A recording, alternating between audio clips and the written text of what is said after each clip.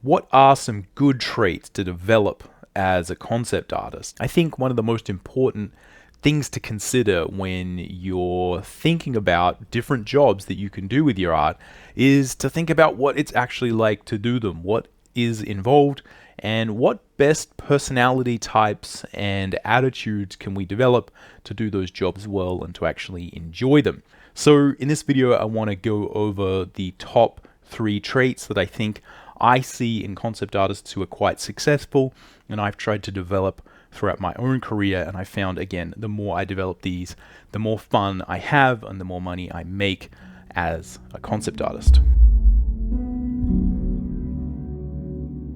Just quickly, my name's Tim McBurney. I've been a professional working artist for 20 years. I've probably spent, half of that working in comic books, half of that working as a concept artist, and that's most of what I do these days is just design monsters and sci-fi things for video games. That's kind of my job, and it's what I do full time. And I'm here on this channel, the Drawing Codex, to help you draw cool stuff from your imagination, because that's what I do, and I think it's a really fun job. And I'm also about making sure that we embrace the challenge of drawing, making sure it's fun and exciting. And I draw in a line and color style, so that's what I'm here to do, help you master specifically the line and color comic book style. The first thing that I think is really important to understand about concept art and concept design and working in these design focused artistic industries is you need a lot of enthusiasm. And I think this is really, really important. I don't just mean enthusiasm about particular things, but I think just in general, you need a lot of sort of energy and hopefully positive energy, because there is just a lot of iteration. There's a lot of times where, again, we get feedback that might be a little bit more negative. The design process can be rough, and we're sort of putting ourselves out there quite a bit as artists. And I think in general, the concept artists who are really at the top of their game, at the top of the industry that I've met and talked to in depth, all seem to be just generally quite enthusiastic. If you meet them, they're quite friendly, they're quite open, and they're just sort of excited about a whole bunch of stuff. Now, this is something that's hard to develop, right? Again, I come from a comic book background where we sort of sit in a room all day and sort of think about ourselves and our story a little bit. To me, this aspect of concept art was a little bit hard to develop. But again, it's just something to keep in mind, that one of the major things we're going to be doing as concept artists is hearing about people's projects and getting really excited about it for them, right? So that we can, collectively build that project visually and try and make sure that not just us, but everyone else on the team is feeling positive and enthusiastic about that. It's a huge part of concept art, and I think the attitude you bring into it, even if you're not the most sort of friendly, outgoing person, just at its core, if you understand that enthusiasm and positivity and moving forward with a project is a key part of your job, and if you can do that really well, it makes everyone else on the project and the team sort of feel positive as well. And I think it's a really, really important key thing to work on as a concept artist. If you want to learn a little bit more about my thoughts on illustration, developing your just general picture making skills, I have a free illustration mini workshop that goes over a lot of advice that's similar to this, but a little bit more just related to working in general and specifically to illustration. I talk about things like how to get more detail and polish in your work, how to think about working professionally, and just a few other things that might help you with your general picture making. That's free, links in the description, go check it out. The second thing that I found really important to master when it comes to concept art is the idea of being an improv artist. Now, improv is something that comes from the acting field, and that's the idea that often you're doing improv work, and the key there is that it's a collaborative acting system where you sort of cue each other, and at its core, the point is that it's collaborative. You don't say no, you just sort of say yes. So the idea is, someone's acting a little scene, and then another actor comes on, and they kind of get to change the scene. And the first person is sort of, has to kind of go along with what the next person's saying, and you kind of build like an improvisational sort of story or play, right? And that's my understanding of it. Again, I'm not an actor at all. And I think that idea of collaboration and improvisation is really important to concept art for one reason.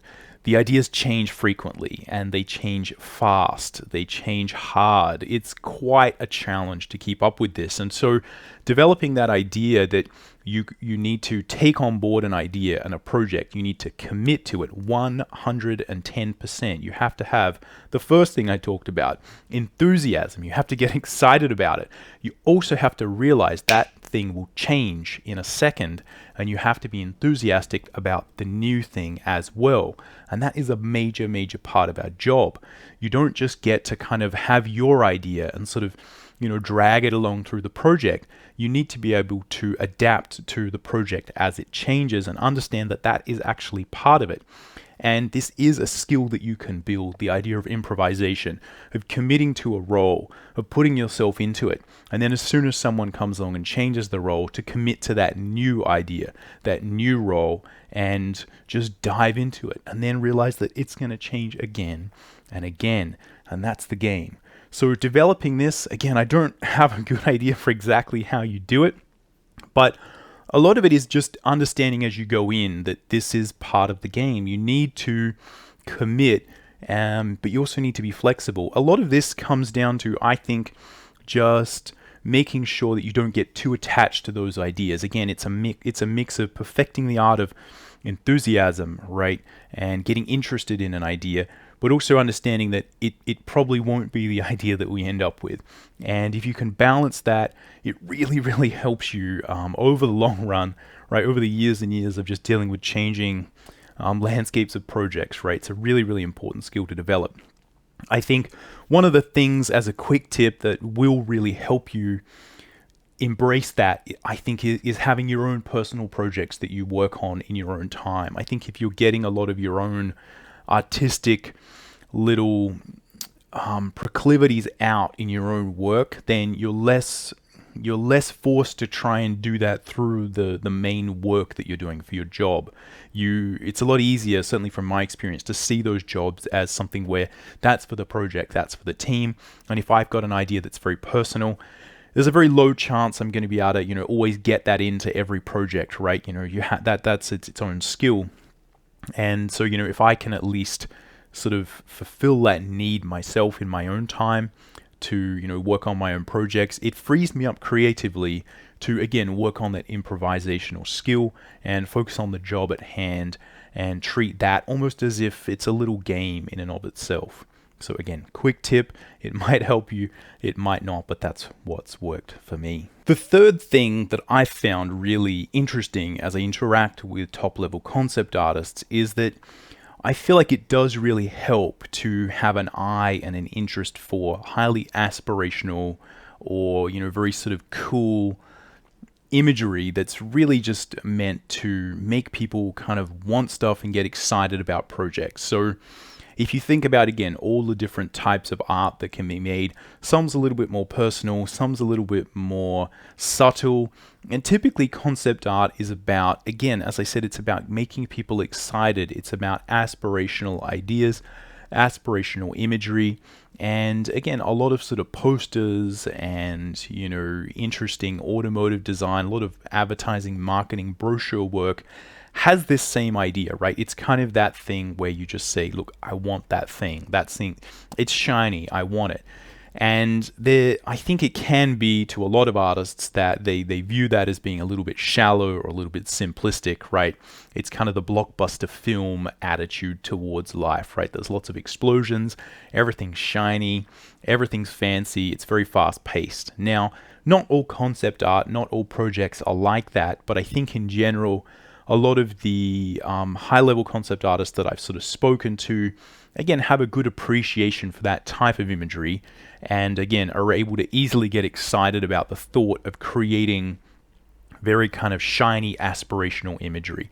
And that's something that you can develop. So again, even if you have your personal work, which might be more subtle or deep, a big part of working in the concept art field is about making those covers, those splash screens, the big kind of loud images. Now, that's not often what we spend all our day doing. Often we're sitting there, again, designing variations and iterations on stuff that's quite subtle. But you have to have an appreciation that that's often what we're trying to do, is create this aspirational imagery to make not just the viewer excited, but the team excited, and to make everyone basically super keen about this project and that we just kind of want it. We're looking at shiny things. And I think if you imagine essentially that every brief and every design task that you get has to look really cool at the top of it, and that's the most important thing. That is an idea that served me really well. It may seem a little bit shallow to some, and I think especially if you're starting out, you might have, again, aspirations of capital A artistry and sophistication and depth, but you have to understand often these projects are really about hitting those high notes when you're talking about what everyone's aiming towards. And if you want to work the subtlety in there, that's something you can aim for. It's something you can do. It might be something you become known for. But if you are unable to understand and really get your head around the idea of the aspirational nature of the imagery that we're creating, and that we're often not just having to satisfy the needs of a small creative team, but we're often having to use these images and pitch them to people who are not artists and are just wanting to see stuff that looks really cool so they can kind of sign off and sign the check so that everyone gets paid. So it's mostly that it's just a really, really important part of your sort of compositional, artistic picture making skill set that you need to build, is creating aspirational stuff. Things that look cool, things that look interesting, things that look attractive, because that's often what sells. And it's not just a matter of sort of selling those subtler creative things that we might work on as a small creative team, but often you need to sell the idea to everyone, and eventually you need to sell it to the person who's going to buy the game, watch the movie, do the thing. And again, if they're not excited about it in the beginning, they're probably not going to tune in and see the subtlety and the artistic depth that you may have created within the project. So there you are, 3 quick ideas that I think will really help up your concept art game. The first is enthusiasm. Just really important to be enthusiastic overall. A lot of the best concept artists that I know are just very enthusiastic. They're very positive about these projects. The second is the improvisational nature of it. They're also able to deal with people saying, hey, we're not doing that anymore, right? Let's move on to something else. Let's try a completely different approach. Okay, no problem. Let's do that. Let's get excited about that as well. And the third thing, as I just said, is about focusing on your ability to create aspirational imagery and create images that are going to rally the troops. They're going to rally everyone around the project and make everyone understand why someone is going to want to play this thing, view this thing, or engage with whatever we're doing. It's really, really important. And I think if you can do that, it opens up a lot of gates, right? Opens up a lot of doors and makes everything else possible. All the other subtlety and all the other stuff you want to do is worthless if you can't kind of get everyone on board and make everything kind of shiny and look good and make everyone relax and go, oh, okay, this is going to look kind of professional and good and awesome. So anyway, those are the 3 things. Hopefully this has been useful. Let me know if you've got any comments down below, ideas that you might want to add, or other questions you'd like me to go over. But for now, that's it. That's all I got. Happy drawing.